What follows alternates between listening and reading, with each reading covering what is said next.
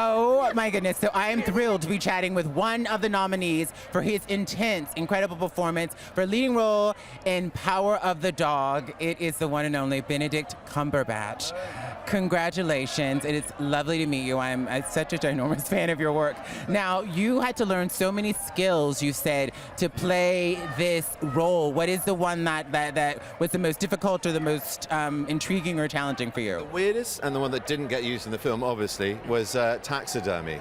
That's a very strange thing to enter into if you've never done it before, but this man is incredibly skilled with his hands. He has a lot of time on his hands in 1925 Montana, so he whittles, he ropes, he braids, he makes gear for his horse. He's an ironmonger. He can do amazing things with dead animals that he shot as well. So that was part of it from the book, not in the film at all.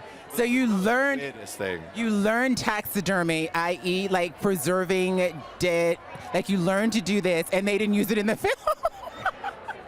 It wasn't even in the script. I just think it's because there's so much of him that is so beyond my lived experience. I wanted to at least have an experience, a small taste of what it was like to do that kind of work. And along the way, I met some really proficient masters at it in every department. They were so willing to try and help me authenticate, my version of Phil for the story. And whether it was horse riding or roping or even whistling, it was just.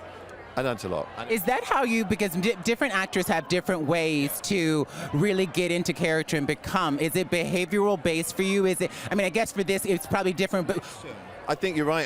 That's very much outside in stuff, and I think, the dress and all that stuff really helps. But what I really did more of on this job than pretty much any job I've ever had time to do before, usually I'm kind of building the plane as it's taking off, he says in an aircraft hangar.